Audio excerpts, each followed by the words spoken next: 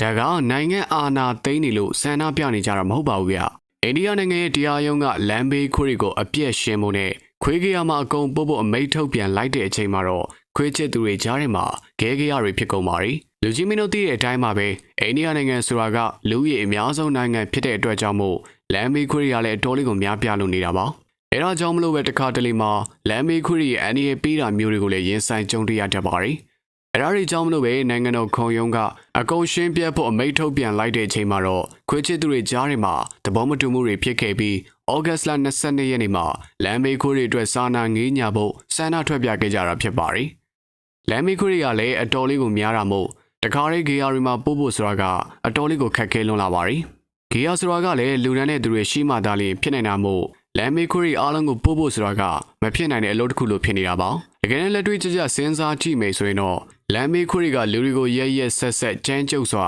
ကိုက်ဖြတ်တိုက်ခိုက်တယ်ဆိုတာကနေပါပါတယ်။လူတွေကသာလမ်းဘေးခွေးတွေကိုလူမဆန်စွာနဲ့ရဲရဲဆက်ဆက်တက်ဖြတ်ကြတာမျိုးတွေကလက်ချိုးရည်လို့ကိုမကုန်ပါဘူး။တကယ်တော့လမ်းဘေးခွေးတွေဆိုတာကဘလောက်ပဲဘိုက်စာနေပါစေဘယ်သူစီကမှစားစရာမရနိုင်တဲ့ခွေးလေးတွေပါ။တခါတလေမှာကန်ကောင်းလို့ခွေးချစ်သူတွေနဲ့တွေးမှသာလျှင်အစာလေးတွေကိုစားရတဲ့ဘဝပါ။ဒါကြောင့်မို့ဒီလိုမျိုးအမိန့်ထုတ်တာတွေကိုကန့်ကွက်ကြောင်းခွေးချစ်သူတွေကဆန္ဒပြထုတ်ပေါ်ခဲ့ကြတာဖြစ်ပါတယ်။